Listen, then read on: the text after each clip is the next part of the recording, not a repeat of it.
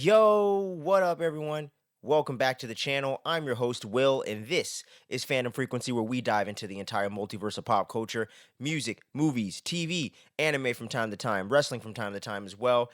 Anything and all the above can be included here on this channel. So if you're digging the vibe, if you want to dive into all the different topics and things that we discuss on the channel, all the content, as they like to say, click the buttons below the video. Really do appreciate all of your support. And this one's going to be a fun topic. I recently just turned 30. So obviously I'm a 1994 kid, and I figured it'd be a fun time to go into all the different albums from all the different decades and all the different genres and artists that I'm a huge fan of. And I'm going to be talking about my personal favorite 30 albums of all time. Doesn't have to be within necessarily my lifespan. It could be from any year, any point in time, any genre. You know what I mean? Now it's obviously going to be very hip hop, rock, like soul focused. Those are kind of my main genres, but there's definitely some other genres we're going to be diving into and subgenres within. And like I said, these are just my personal favorite top 30 albums. This is not the objective best albums of all time list. This is my favorite 30 albums, looking at all the different genres and all the different albums that were a huge influence to me. I'm just kind of going over my 30 favorite ones that I return to the most, the ones that have kind of influenced me the most at the very least as well. If I don't even because there's a few albums on here I don't necessarily dive into as much as I used to, but they're definitely very influential and very much a part of my taste as a music fan. So if any of these match some of your favorite albums of all time, let me know your personal favorite 10, 20, or 30 favorite albums of all time and everything like that. You don't have to do all 30, but hey, for all my fellow 30-year-olds and 29-year-olds, you can pretty much get in there and do it. You've been listening to music long enough. So with no further ado, let's get into number 30, and we're going to be talking about Alice in Chains' Dirt.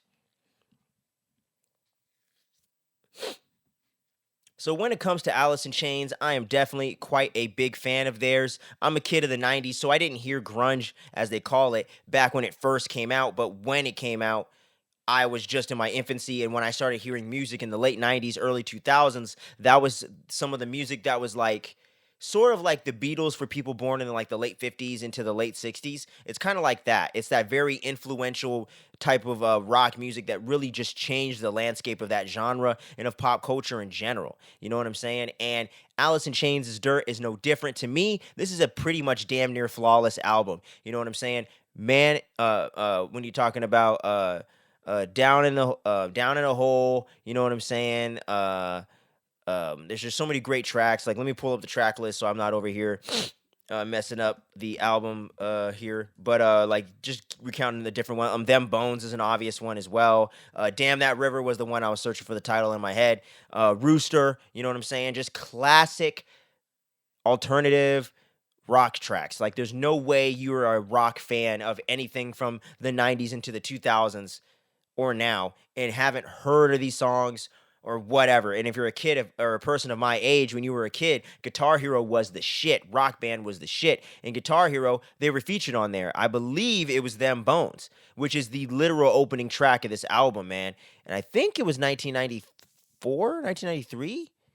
Let me see, what year was it? Or 1992, my bad. So back in 92 when this dropped, man, this is such a huge influential album for alternative rock in general. And I always love how Alice in Chains gets a little bit heavier too and has more of a metal kind of psychedelic rock kind of influence in their sound as well. Lane Staley is just always going to be one of the best rock vocalists to ever grace the mic. Rest in peace to him and all the different things he could have did if he got to live over these next 30 years from the point I was born and everything like that. And the years, the 20 some years after his death, man, the artist and musician he already was and the legend and the amazing talent he was could have just exponentially grew even more, and they could have had even more classics under their belt. Who knows? But overall, I love this album. I return to it quite often. Whenever I'm in the mood for grunge, alternative rock, nothing too heavy, but still has a little bit of that vibe to it, I always am willing to dive into this album. And sometimes I'll just let it play from start to finish, you know what I mean, when I have the time or I'm playing it in the background.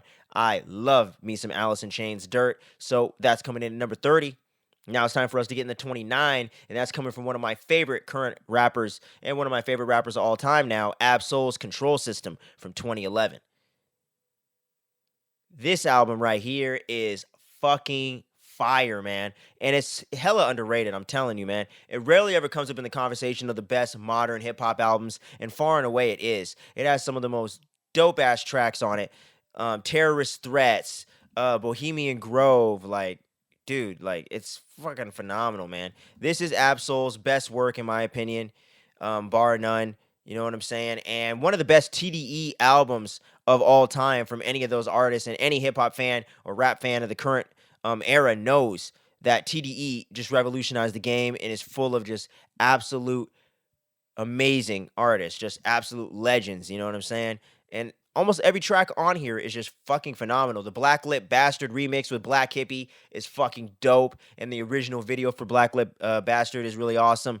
The Book of Soul, such a phenomenal way to close the album. One that's also very one that always brings back nostalgic feels for me is Illuminate and Terrorist Threats for sure. I just get mad nostalgia with those. And pineal gland, which is how I learned about what the hell the pineal gland was to begin with. So I was actually learning about real life stuff from Absol's work, and also just diving into a dope album with great bars. Wish I could see other Selassie. Remember, sovereignty would still be mine if all the gangs in the world unified. Like, come on, man. It's just so good, so catchy, and just so well done. And all the different topics and things that Absol gets into in his own life, and also with the world in general and where we were at the time, and things that are still very relevant and very much present right now. I absolutely love this album. I'm always going to love this album, so it had to be on this list somewhere. So it's coming in at number 29. Now it's time for us to get into 28, and I'm talking about Red Hot Chili Peppers' Californication. Now, Californication obviously maybe won't be the absolute best album of the late 90s, early 2000s when it comes to rock music. It came out in 99. Yeah, 99. But I would say for alternative rock, these guys are some of the biggest legends in the game. And easily, these are some of my favorite tracks from Red Hot Chili Peppers, bar none. Because I'm a pretty big fan of theirs. Around the World's great. Scar Tissue's amazing. Other Side's amazing. Californication, the title track, obviously a classic. Get on Top is another fun one. Parallel Universe, I really dig as well. Let me see. There's another album on here, like a deeper album cut that's really dope that I've always dug too. Which one is it? I think it might be Right on Time or Road Tripping, but that one I think is hella underrated as well. And I wouldn't say this is necessarily like a damn near flawless album, but it's a very, very effective album for what it's going for, having that California vibe to it, and seeing how the Red Hot Chili Peppers were able to still really stay true to their sound, but make it very mainstream at the same time. And just the different drum chops and the different things that like Chad Smith was doing on the album are just absolutely iconic. And don't forget about John Frusciante just coming in with some of the best riffs and some of the best chord progressions of all time. Some of Anthony Kiedis' best vocal work as well. I've always thought some of the best choruses and just well-written tracks in their discography. And there's a reason why the majority of the tracks that are known, or the singles on this album, are some of the most popular songs of all time. It's no fucking coincidence. It's because Californication is an absolute banger. So for me, had to be on the list. It's coming in at number 28. Now it's time for us to get into something quite old school, actually, and very influential for me just liking rock music, and I'm talking about Black Sabbath's Paranoid. How you not going to talk about Black Sabbath?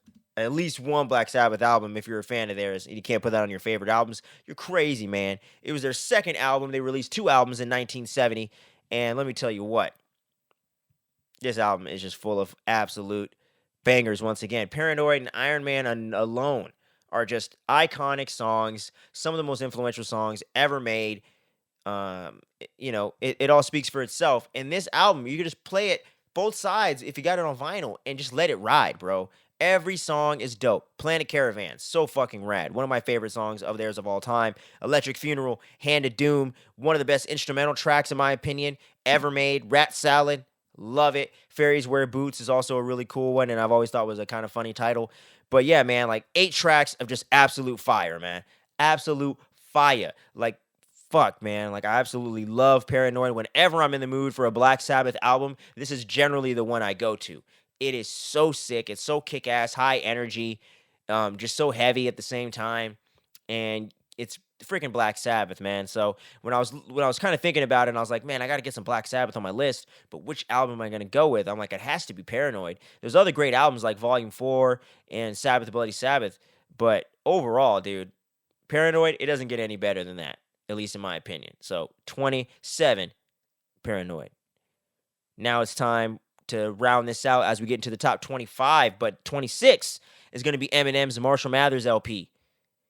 This to this day is still my favorite Eminem album of all time. I just think Eminem did everything that he's known for just so well, and the album was just so well executed with the whole concept of it and everything like that. And and I love how it has like a darker feel to it, and it feels even more kind of like fucked up and off kilter even than the Slim Shady LP does. But I also think there's some songs that really stand the test of time that are still some of his absolute best songs, like Remember Me. What's it called? I'm Back. That's one of my favorite ones of all time. You know, you got a lot of D12 influence in this album, so that's where you get a lot of that off kilter, really fucked up kind of sense of humor side of things going on. Under the Influence is another dope ass track, and that's an absolute classic. Amityville is really cool. I feel like all hip hop heads pretty much fuck with that one, right? Bitch Please, number 2. Another dope one, which is going off of a Snoop Dogg track that he did with Exhibit, which I also thought was really awesome. How Snoop ended up working with Eminem, who was kind of his heir apparent with Dre and the whole Aftermath era, as opposed to the Death Row era of things, getting into the millennium here. Since we're in the 2000s with this one, I think 2000 and was it 2000? Yeah, 2000, man. So right as we got into the new millennium, Eminem, I think, dropped his best body of work, no problem, hands down. And come on, how you not gonna talk about Stan of all fucking songs, dude? That is one of the most iconic, like, sample type things ever in hip hop. It is one of the most iconic songs of all time. It has become a literal, like, pronoun or like whatever that people use for crazy fans. It's like a term I hear used literally all the time, especially when it comes to music, but even outside of that, you know what I'm saying? Just that over obsessive fan where it almost becomes too much a part of their own identity as a person, which is very unhealthy. So I just love the way that that all comes together. And this is really Eminem's best work, in my opinion. And I think really just solidified the Slim Shady era and really put Eminem into that stratosphere that he's been in ever since, being one of the most Grammy nominated artists, going diamond like literally 10 times or something like that. Like, Eminem has unprecedented records that are going to take a very long time and a very talented MC or artist to ever beat. So had to put the Marshall Mathers LP on this list. So it's coming in at number 26. Now it's time for us to get into the top 25, and this one's a really fun album, man. And I'm talking about Tribe Called Quest. Oh my gosh, man. Midnight Marauders. I don't know why I almost said Low End Theory. So dumb. But yeah, Midnight Marauders, man. I absolutely love this album. Super influential when it comes to overall hip hop and the genre in general, but for me too. And I've always loved this more laid back, jazzy side of hip hop production. Not that I don't like hard beats or the more like West Coast type shit, or even like some really cool booming Southern shit. But I've always really dug the East Coast kind of chill jazz, kind of Afro beat, like Afrocentric type of vibe that like Tribe Called Quest was getting into, De La Soul, Jay Dilla, MF Doom, you know what I mean, Madlib. I've always dug that more off kilter kind of chill sound, really diving into like soul, jazz, and funk, and really using those as the basis for the production. Pete Rock, you know what I mean, with Pete Rock and his other shit, and like CL Smooth, you know, DJ Premier. You know what I'm saying? Diving into kind of both sides of it, kind of going hard, but also going kind of like soulful at the same time. So I've always dug that style of production, and a lot of that comes from me listening to this album. And Q-Tip and Fife being two of my favorite MCs is from this album, and just some of the verses and tracks alone. Like Award Tour is a track that I revisit quite often. Is always fun. Electric Relaxation is an absolute fucking classic of the genre. Clap Your Hands is a fun one. Lyrics to Go. The Chase Part 2, you know what I mean? Oh my God, like that's another dope one, track 10. Like the whole thing, you can just let it ride, man. It's one of my favorite albums of all time. It's a little bit difficult to find it on vinyl. I definitely want to add it to my collection, but hopefully sooner rather than later, I'll find that damn thing. But there's no way I'm doing a top any list of any albums of whatever, unless it's a specific genre outside of hip hop. I'm definitely going to put in some Tribe. So Midnight Marauders, number 25. Now, number 24, we're going to switch up genres real quick and get into one of my favorite artists of all time. We're talking about Bob Marley's Exodus. Man, this album is chock full of his most iconic songs, hands down, man. Let me just fucking break it down for you and read them off. It starts off with the opening track, Natural Mystic, absolute banger. So much things to say. And then you got Guiltiness, The Heathen, more deep album cuts, right? Exodus, hello, the fucking title track. Jammin', Waiting in Vain, You know what I'm saying? Another fucking straight up classic, straight up on like Bob Marley's greatest hits type shit. Turn Your Lights Down. Three Little Birds, his most iconic song of all time on this album.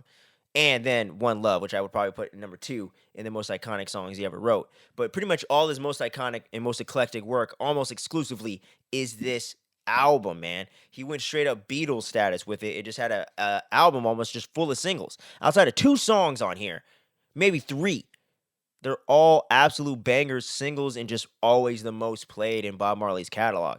So that just goes to show how him and the Wailers like were just in synchronicity at this time.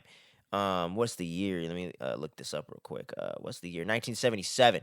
So yeah, man, they were cooking, as the kids say today, when they were making this album, man. And it's just one that as I was exploring Bob Marley's discography when I used to have an iPod and all the iTunes and LimeWire and all that other place, torrents and all that shit, downloading, pirating these albums, right?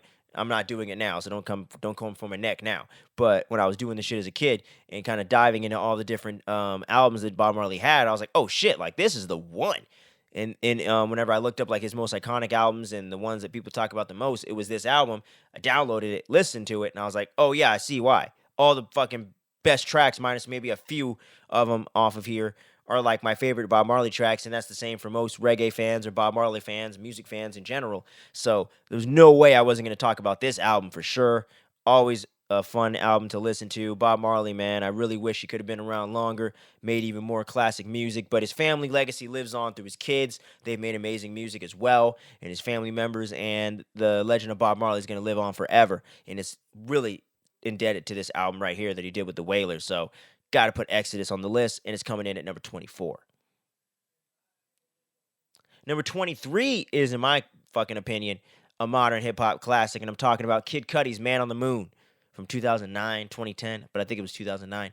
But yeah, man, Kid Cudi, might have even been earlier, 2007. I don't even remember anymore. But Kid Cudi, man, always been one of my favorite modern MCs. Such an influential album for sure. Like, just, freaking, what the hell, man? I'm forgetting names of tracks and shit, man. What's going on with me today? Day and Night. Yeah, the most iconic and probably most played out song at this point. But such a banger that I remember just hearing on MTV one day randomly. I was like, what is this? Like the beat just I was like, whoa, what is this shit right here? And I wasn't even freaking, partaking yet, and it still seemed cool to me. I was like, who is this guy, and what is this? Kid Cudi? Day and Night? All right, let me look this shit up on the YouTubes, man. And this is another album that's full of some of his most iconic tracks, like hands down, and I think still his best work to date, man. When you got Heart of a Lion, Intergalactic, which is a fun one, Pursuit of Happiness, probably his most iconic song right there too. It's kind of a toss up between that and Day and Night, in my personal opinion. Cuddy Zone's another cool track. Up and Away is another really popular track. What's the other one? Higher is a fun one for all the stoners out there, man. Sky Might Fall. Solo Dolo, which is such a freaking like common saying now, and I literally got that saying from him having it as the title of that track. And then Soundtrack to My Life is another dope track, very inspirational, very motivational. You know what I mean? And just seeing how Kid Cudi was really a guy that just came up, did the mixtape thing on the internet back in the day, the Dat Piff era. Really came up and came out of nothing and really became one of the largest artists out there. Has become kind of a solidified actor as well. Been in some actual really dope movies. Like he was recently in X from Ty West about a couple years ago, which is a part of one of the best horror trilogies in at least 10, 20 years. And then he also was in M. Night Shyamalan's Trap from earlier this year, which I still got to catch up on, which I might actually end up watching it the week of me recording this video. So you might end up seeing that in my top 10 horror list or in my top 10 movies of the year. Who the hell knows? But you got Kid Cudi making a small cameo in there. He's done different things over the years. He was even in a Need for Speed movie, which I think was his first big acting gig, if I'm not mistaken. So Kid Cudi's came a long way, and Man on the Moon is definitely an album that influenced me heavily, so I definitely had to include it here on the list at 23. Now it's time for me to get into another one of my favorite, man. Rest in peace to Bob Breyer, who just passed away, formerly known for being the longest standing drummer of the band My Chemical Romance. We're going to be talking about a movie. Jeez Louise. We're going to be talking about an album that he didn't play on, but he definitely did all the shows and the videos for it. And I'm talking about Three Cheers for Sweet Revenge, baby. 20 years later, this album to me still stands strong as My Chemical Romance's potentially best album. I kind of go back and forth between this and The Black Parade, if I'm being honest. Those are just incredible albums, but I do think I prefer Three Cheers just a little bit more. You know what I mean? Coming out literally 20 years ago, I was a 9-year-old kid watching MTV and discovered these guys from seeing the I'm Not Okay video and the Helena video. Not like literally back to back, but from seeing both those videos, I was like, oh man, who is this band? And what are these like super cinematic videos? Like I love this sound and it's really awesome. And I was just getting into kind of the emo type of stuff, you know what I mean? I was into pop punk and the classic rock, and then I started getting into emo, and really I think My Chemical Romance or maybe Taking Back Sunday were the first two emo bands I've ever heard. And I know people kind of put these guys more in the category of mall emo. They're not necessarily, Sunny Day Real Estate or something like that, but they are from the Midwest, so to me they kind of do count as being a legit emo band, at least in my opinion. But getting into this album in general, this is another case where pretty much almost all of their most iconic songs of their catalog are on this album. Helena, I'm Not Okay, Thank You for the Venom, Cemetery Drive, The Ghost of You, absolute fucking classics of modern rock, absolute classics of their catalog. And even more deeper album cuts, like It's Not a Fashion Statement, It's a Death Wish or whatever. I Never Told You What I Do for a Living. You Know What They Do to Guys Like Us in Prison as well. The crazy long ass titles from those bands in the 2000s. Never know where that trend came from. But all that stuff is just so freaking good, man. And even though Mark Pelissier, which I believe is his name, was the drummer on this album and did the actual recordings of it, Bob Breyer was the one that we saw in the videos, and he's the one that played with them live. So all the stuff we saw from the AOL sessions, the MTV, the VMAs, the Fuse, whatever they were popping up on, Warped Tour for people that were lucky enough to see him at that point, people that got to see them later on, obviously when they were doing the whole Black Parade era from 2007 to like 2008-ish, 2006 to 2007-ish. Sorry about that. My bad. I got my years mixed up. But yeah, man. So to me, I think anyone that digs alternative emo type of rock from this generation generally can appreciate and/or is a fan of My Chem. And it really all started with this album, Three Cheers for Sweet Revenge, and it's still personally my favorite album of theirs. I think I can confidently say that. So I definitely had to get it on here, and it's at 22. Now it's time for us to get into 21, and it's coming from one of my all-time favorite MCs. Rest in peace to him as well, MF Doom's and Madlib's collaboration album, Mad Villainy. This is another album right here that you could just play, let it ride, let it go to the next thing, and I'm fucking satisfied and I'm good with it. And it's a long album, but it's really dope, and it really takes you on a ride and gives you this really cool atmosphere and kind of like vibe that's got going on. And I really dig it, man. Like, this is such a dope album. Like, MF Doom's flow is just completely unique and unlike anyone else. And it's just crazy the stuff that him and Madlib were doing together with this album, and just the off kilter like sampling and stuff like that. With MF Doom also being a producer, I'm sure he had his hands in the mix of doing that. And different songs like Accordion and Fancy Clown, All Caps, Rhinestone Cowboy. Those are some of his most iconic songs in his catalog as well. America's Most Blunted, you know what I mean? And just the crazy sample flips, man. And it's just a great album, man. And it just, I don't know, like it's just, there's never been anything that sounds like it before. And Madlib and MF Doom coming together to create this album, to me, is like one of the coolest things to ever happen in music history. It was the right place. It was the right time. I think MF Doom even put out his solo album, Food, the same year. So he was definitely on a hell of a run at this time, and he never lost a step in any regard to me. So that's why MF Doom is also one of the best MCs of all time. He never, ever declined in any quality. He still put out great projects and dope stuff. He just had so much iconic stuff with like Operation Doomsday, Mad Villainy, and Food kind of going all in one run. It was just kind of hard to kind of top the iconic nature of it, but he always continued making amazing beats, always continued doing amazing verses and collaborations, and still continued to make dope new supergroups and solo albums. So I have nothing but respect and love for MF Doom, and Madlib as a producer who always just really elevates all the MCs that he works with to the next level. A big reason why I think Freddie Gibbs got to the level and status he's at is because of the albums and projects he did with Madlib. So I think this is definitely one of the best albums ever made in the history of hip hop, hands down. That's why it's coming in at number 21 on my list here. Now, as we get into the top 20, we're going to be talking about Wu-Tang Clan, baby. And they ain't nothing to fuck with because we're talking about Enter the 36 Chambers, motherfucker. Or Enter the Wu-Tang, the 36 Chambers, man. Let me tell you what. This is another group right here that completely changed the face of a genre, completely changed pop culture, and have never left pop culture since. And are some of the coolest, most eclectic rappers to ever come out of anywhere. One of the best groups of all time, in my opinion. And it's another album that's just full of bangers and some of their most iconic work once again. Bring the motherfucking ruckus coming in at number one, starting off the damn thing. Shame on a nigga who thought to run game on a nigga. Pull the trigger. Like, come on, man. The mystery of chess boxing, man. Wu-Tang Clan ain't nothing to fuck with. Protect your neck. Cream. Cash rules everything around me. Cream, get the money.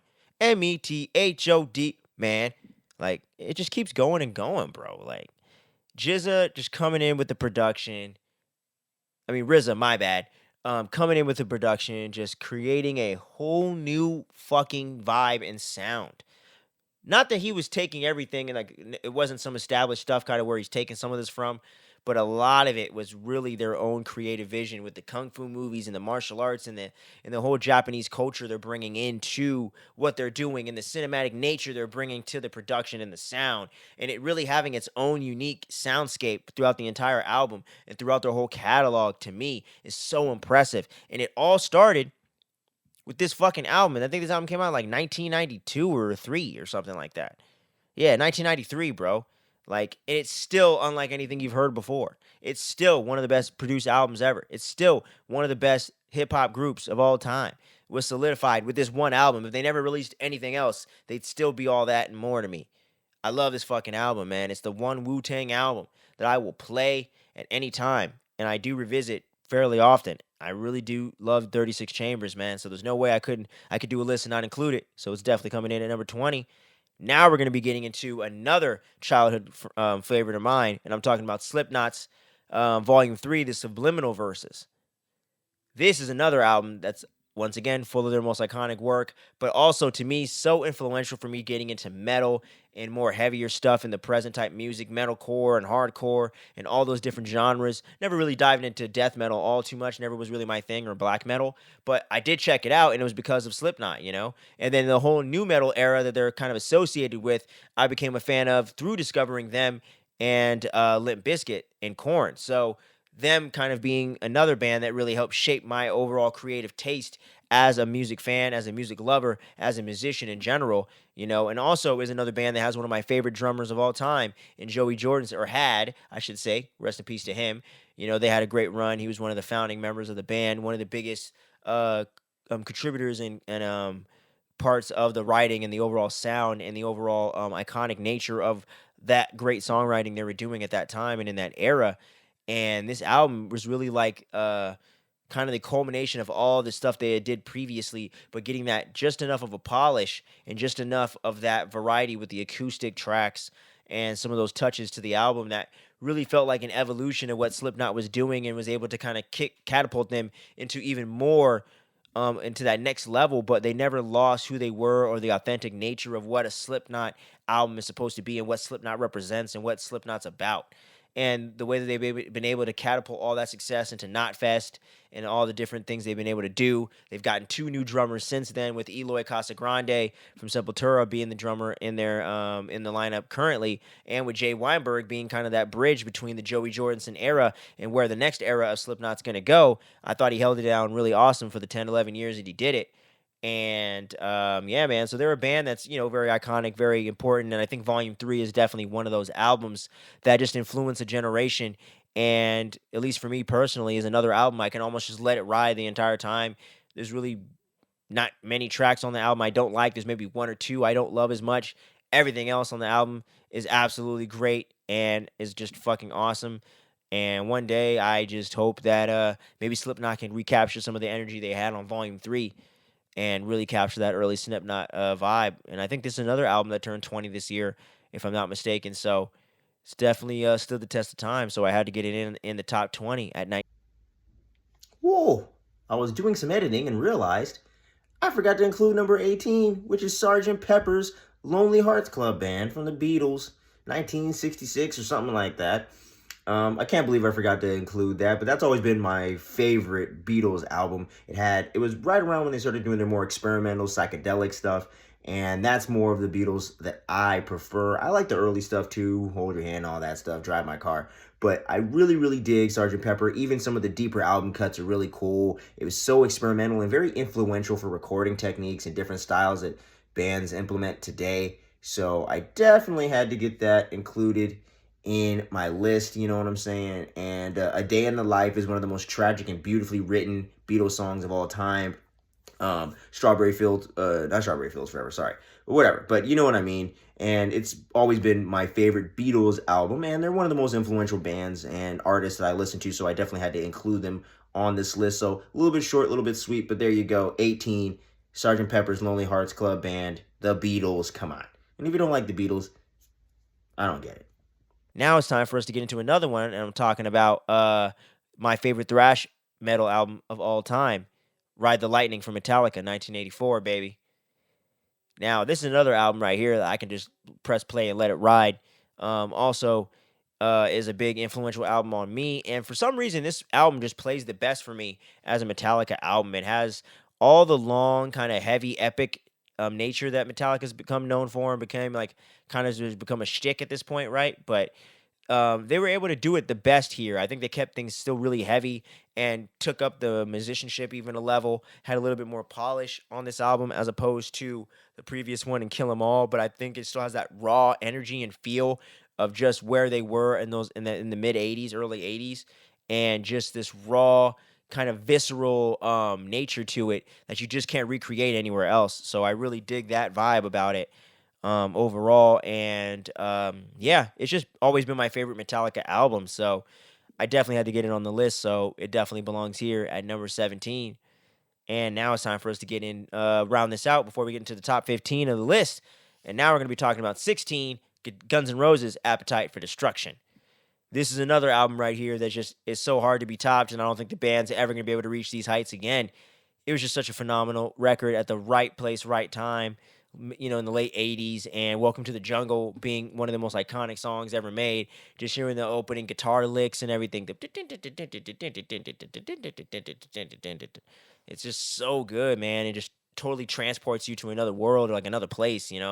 And just that raw nature they were trying to portray of LA just came through so well in this record overall. And the uncanny, like, kind of like, um, loose, like, just kind of like, what do they call that?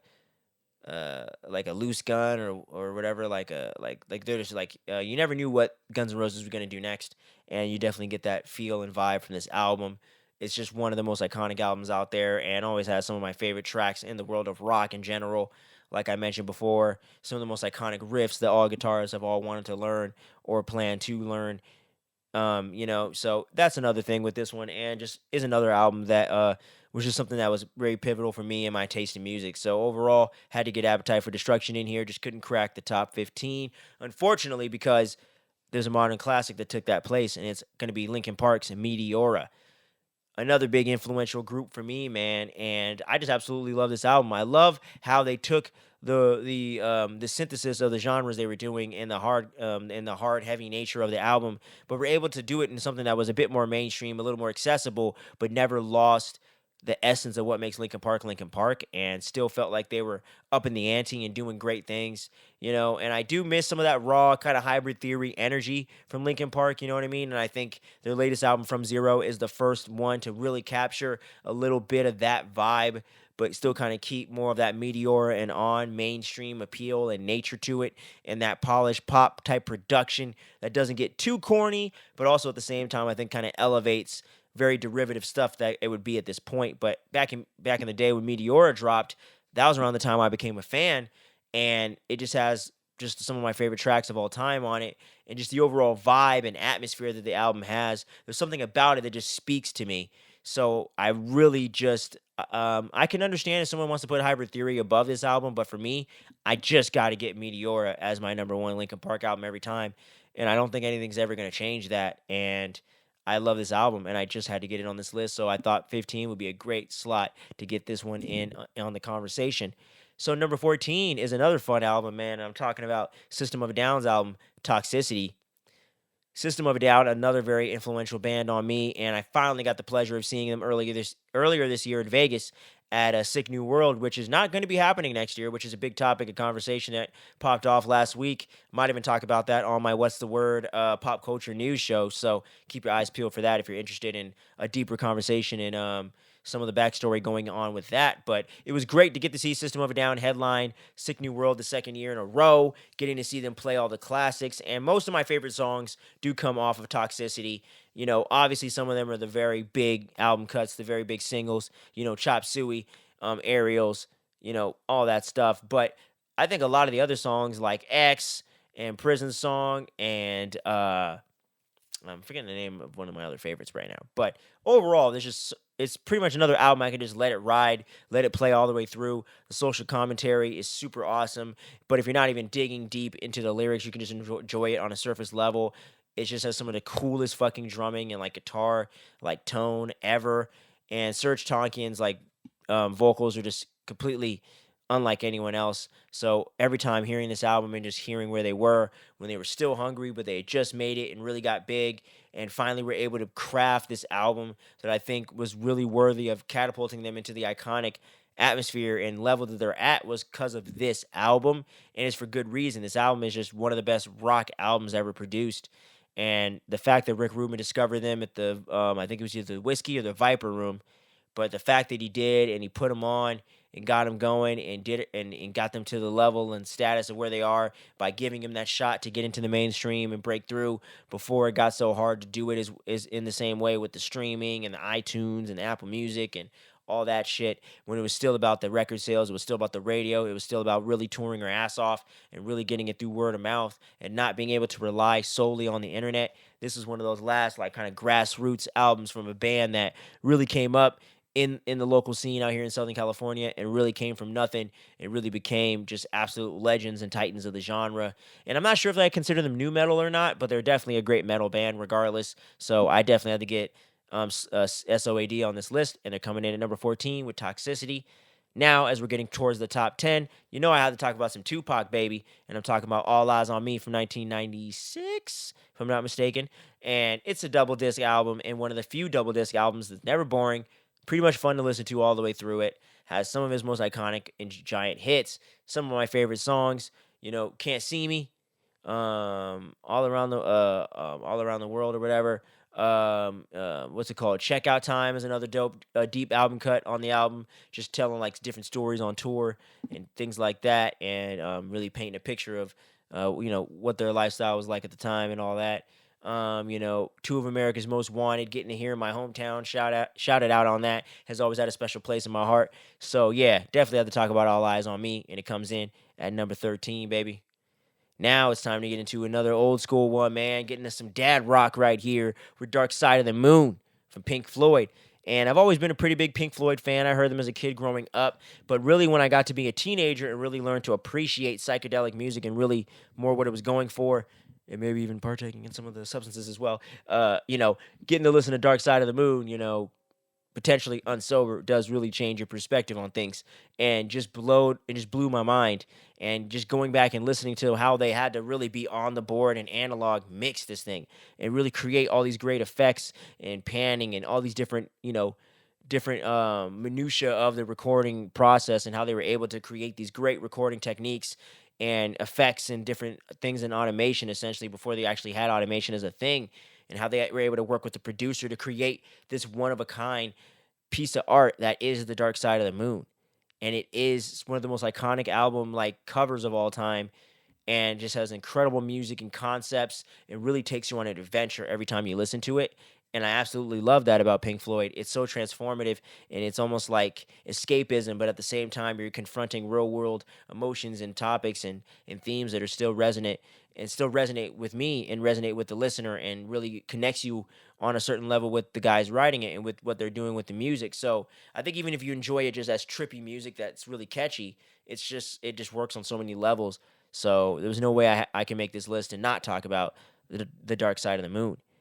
Now it is time to get into number 11, and I'm talking about The Doors, baby. The Doors' debut album, which some might be surprised as ahead Pink Floyd, but I didn't mind doing so because honestly, this freaking album kicks ass. I love the Doors so much. I even have like a really cool canvas poster that I'll get a shot of in the edit so you guys can see it, man. I absolutely love the Doors. Jim Morrison's one of my favorite vocalists of all time. He was literally a poet and a filmmaker as well, and getting to see how he put a lot of that iconic, or not iconic, my bad, cinematic and creative energy into the Doors videos, into the actual lyrics, and into the overall presentation and sound of the band, I think was really cool. And it all started with the Doors' self-titled debut, man. And to me, is one of those albums too that is just a banger, and there's very little on that album I don't like. If anything on that album I don't like, it has some of their most iconic songs as well, and just has such a cool ass, just like fun vibe to it. While like whatever the current equivalent, I don't know. It's just a cool ass movie, man. I mean, a cool ass album, and it just is so awesome, man. And I love the Doors. I was considering putting L.A. Woman on here, but I was like, I think I'm gonna go with the self-titled. It's still one of my favorite albums to listen to. Still one of those really influential tracks. Break on through to the other side and everything. Um, Riders of the Storm, if I'm not mistaken. I might be wrong on that. Actually, I might be mixing up my track listings here. Um, but yeah, let me double check that because now it's gonna bother me. Yeah, I totally fucked that up. My bad, guys. I meant to say Crystal Ship, Soul Kitchen. You know what I'm saying? Light My Fire, obviously being one of the biggest ones in there. Backdoor Man is another fun one. So I definitely had to get this album on this list, and it's coming in right underneath the top 10 at 11. All right, so now we're rounding out the top 10 with Blink 182's Enema of the State, 1999. The first rock band I ever became a fan of. Literally heard it on a mixtape that my mom got from her job in 1999 at a store called Mervin's that some of you youngins may not know about. But What's My Age Again was on there, and some other great tracks as well. But that was how I heard Blink 182 for the first time. And from the second I heard the opening chords, I knew for a fact that I was going to love this song. I did. I had to find out who made it. I just saw the title, What's My Age Again? Found it on the internet a few years later, like 2002, 2003. And then around 2004, 2005, when YouTube became a thing, then I fully became a Blink 182 fan, and the rest is history. But this album, man, is just like a punk rock Bible in the sense of pop punk in that era of the late 90s, early 2000s. It's like the definitive album for that subgenre. And almost every rock fan or alternative rock fan of the last generation or two will cite this album as like a huge pivotal influence. It was such a big pop culture staple. It was all over MTV and the radio. All the small things. Mutt was also featured on the American Pie soundtrack, which was the first track I think Travis Barker actually recorded for this album, because you do have a little bit of the original drummer's stuff on this, and you can actually find the demo of the original drummer's version compared to Travis, and it's actually quite a bit different. And I think more of the flashy playing that Travis does definitely brought out a different quality on that track for sure, especially with the rolls and the different fills and everything like that. Really brought a certain energy and vibe to it that was definitely different and stood out at the time in punk rock music back in the late 90s, early 2000s. So this is definitely a huge staple and a huge influence on me. Always been my favorite Blink album, always gonna be, always been one of my favorite albums of all time. So had to get in the top 10, no doubt. Now, as we're getting into number 9, I switched things around last minute, so this one might be a little surprising for those that know me real personally, but I'm going to be putting Green Day's American Idiot from 2004 here in the 9th spot, and this is another album that came at the perfect time where I was becoming a fan of the band already, just coming up, getting into different bands, different music, and around like 2002, 2003, I had heard Green Day for the first time. I think it was like 2002. And then I became a fan, got the International Super Hits, which was like their first collection of their greatest hits from all their albums from Dookie to Warning in 2000, 2001. So I kind of was able to go back and check out all the back catalog, which some people still consider, and I also consider, the best time to be a Green Day fan was those first 3 albums between Dookie in 94, Insomniac, and Nimrod, which I think was 97. Insomniac might have been 95, 96. I can't quite remember. Probably 95.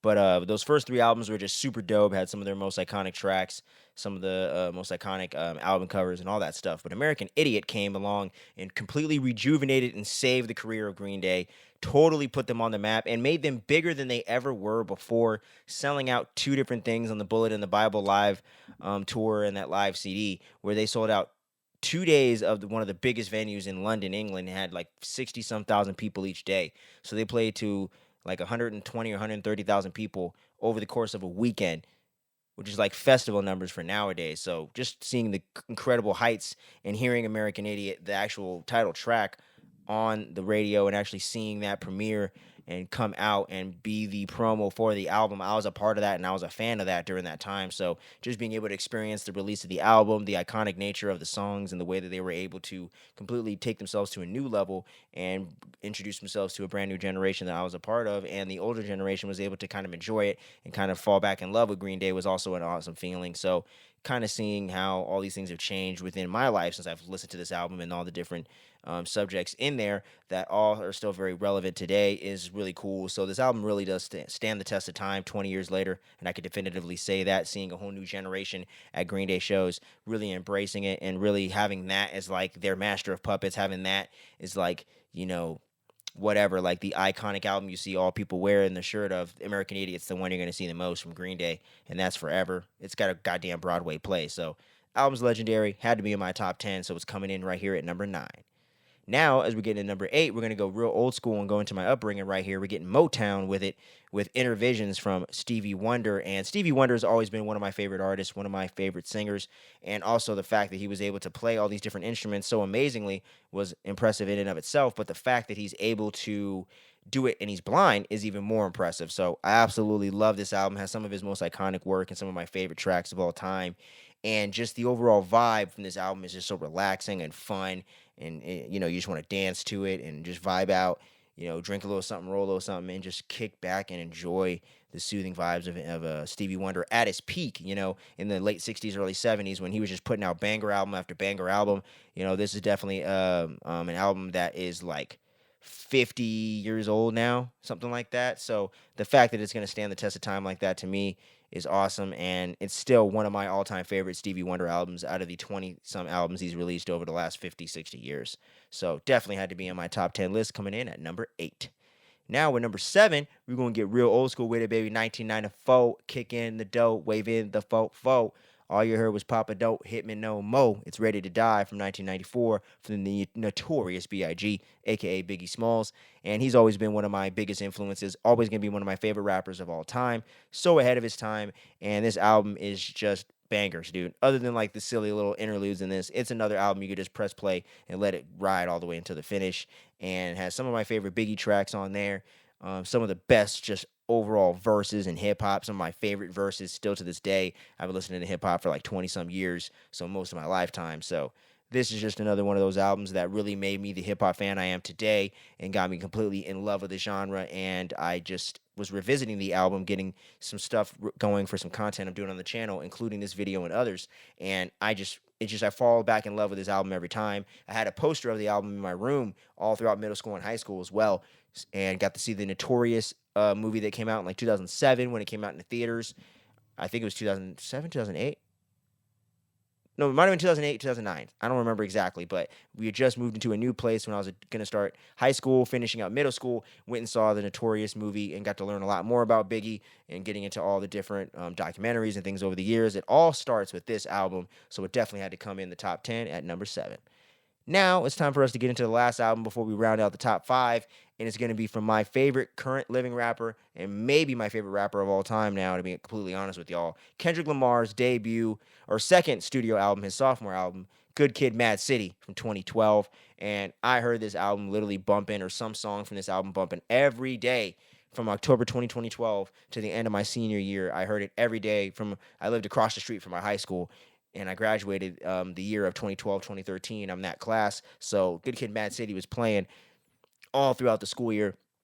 I was a huge Kendrick Lamar fan leading up 2 years prior, from like 2010, 2011. So 2011, I'd say. So from that point, I was riding along with Kendrick all the way from Overly Dedicated and Section 80, leading to this point where he released his debut studio album on Interscope Records with Dre producing, the whole 9 yards. And the fact that he was able to resurrect concept albums, especially in the world of hip hop, was so awesome. And even though no one's really done it quite as good ever since, This album literally charted for 12 years on the top Billboard 200 and everything like that. I bumped this album multiple times every single year. I never get tired of it. It had the perfect blend of Kendrick's storytelling and the deeper, more complex lyrics, but also just having some great fucking bangers and some really dope bars and just iconic songs and iconic things about this album. And honestly, 12 years on, I can definitively say without a doubt, it is a certified classic. It is one of the most influential albums of my life. It's one of my favorite albums that I've ever heard, and getting to be there for the release of it in real time is always going to be a special memory for me. So there was no way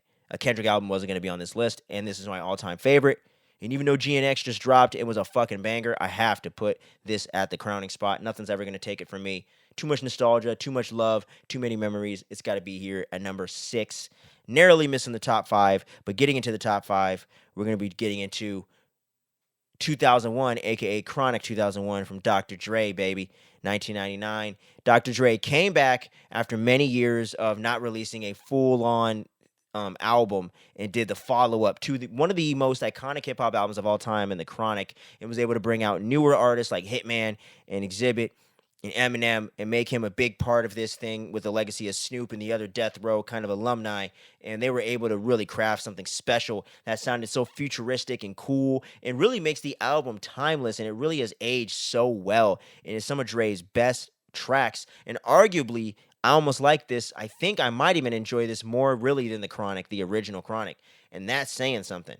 And this was the first one that I heard. I heard Nothing But a G Thing off the original album first, and then I heard Doggy Style stuff as well. But the first Dre album I actually sat down to listen to was Chronic 2001. And it's so fucking influential. Explosive is like a literal club banger in my generation and always plays in every generation. Every person in the room knows it. It is such dope stuff, man. Even to the fact to where Dre came out at the Kendrick Pop Out concert and did some tracks off of that thing, man.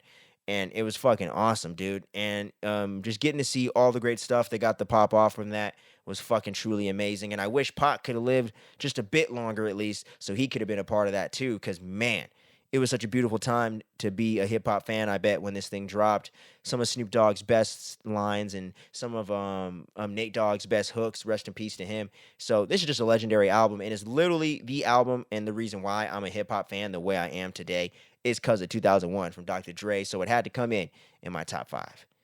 Getting into the rest of the top 5 here, Rage Against the Machine's debut, 1993. Come on, man. This is one of the best albums ever fucking produced, man. Every song's dope. Play it start to finish. Great production. Iconic. And really put the band on the map for the foreseeable future. It was such a huge influence on rock, metal, and rap. It's amazing, man. And it's so great how it was just a perfect synthesis of the two. You wouldn't have these different new metal bands like Korn. You wouldn't have Linkin Park. You wouldn't have some of these certain things without them really pushing that rap metal influence forward that Mr. Bungle and Primus and these other people had set up with the Anthrax Public Enemy collabs. And then even further back with Run DMC and Aerosmith coming together. Without those collaborations, you wouldn't get Rage Against the Machine, but all of that influence and 4 musicians that were just ready and so primed just came together at the right time with the right vision and executed one of the best classics of all time. So had to be in my top 5, man. But as we get into the top 3, we're gonna blast through these because I do got to get to some business around the house. So my top 3, real quick, right here, it's gonna be Nirvana's Nevermind from 1991, Michael Jackson's Thriller from 1984, and of course, my favorite artist of all time, my favorite album of all time, Marvin Gaye's What's Going On. These 3 albums to me are the most important albums for me for simple reasons. Some of my favorite artists, Kurt Cobain, Dave Grohl, and of course, Marvin Gaye being my favorite artist of all time, Michael Jackson being right up there, and regardless of controversy and whatever. These are just incredible albums, incredible pieces of music that were created out of passion, created on a budget, for the most part, especially with Nevermind, not Thriller as much, but you know what I'm saying.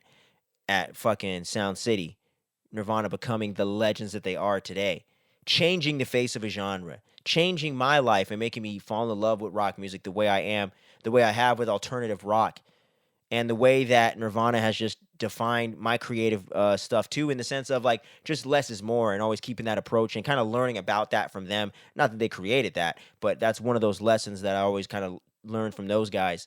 and it's just hugely influential stuff that every generation loves ever since, and even the previous generations grew to respect. And like I said, it's just an album that is so important to me. I remember my boy Matthew Dobbinspec actually gave me the album out of a collection of CDs he wanted to get rid of, and that was the first time I really sat down and listened to the whole album and heard everything, not just "This Smells Like Teen Spirit," "In Bloom," and "Come As You Are." I was able to hear "Get Away" or "Stay Away." I was able to hear, um, geez, I'm forgetting the other great tracks like "Lithium" and stuff like that. You know what I'm saying? And "Drain Her" and stuff like that, or "Drain You." My bad. Whoa, that sounded wrong. My bad. "Drain You." And all those great tracks, man. And like I said, Thriller is obviously a certified classic, one of the best selling albums all time. It speaks for itself. Michael Jackson in his prime, making the one of the greatest collections of music of all time. And Marvin Gaye's "What's Going On" connects with me on such an emotional level. And I remember hearing "Mercy, Mercy Me" and "What's Going On" as early as 4 or 5 years old. It was really one of those songs that just defined my entire taste and even just some of my outlook on certain things and what I look for in art and what I look for in political conversations and all that, and what Marvin Gaye was trying to do and what he stood for, and kind of protesting even to get the album made because he really had something to say. To me, influenced everything about me as a musician, influenced everything with me as a writer, influenced everything with me as a man in a lot of things. Not everything, but you know what I'm saying. It brings that passion and that fire out of me. And these three albums are so important to me, and there's no way I could ever do some discussion like this and not include those in the top three. That was the easiest selections I've ever done for a ranking on any of the videos I've done on the channel, and I don't regret it at all. That's my top three. Marvin Gaye's "What's Going On" at number one. Michael Jackson's "Thriller," and Nirvana's "Nevermind." Rounds out the top 30, y'all. But those are my favorite 30 albums of all time. Now that I'm 30 years old, I thought it'd be like a fun little thing to do for the channel. And we're trying to do more music topics with older and newer releases as well. I got another ranking coming up for a current artist. And then I'm going to be relaunching the podcast, getting into the new year. Phantom FM, doing all the audio and music, where we're going to be doing album rankings and everything for the best albums of 2024, getting into some fun discussions and some different new segments that I want to introduce on that show as well. So keep your eyes peeled for a video announcement to let you know about that on the podcast feed, and that's where you can go listen to it, coming up here soon by January. And we got some other fun music that I'm going to be diving into, new and old releases, some of my favorites of all time, hitting 20, 30 years, all that good jazz. So thanks for sticking around to the end of the video. I'll catch y'all again real soon on the next video, and until then, make sure you stay safe out there. Much love, stay tuned, and don't sleep. Peace.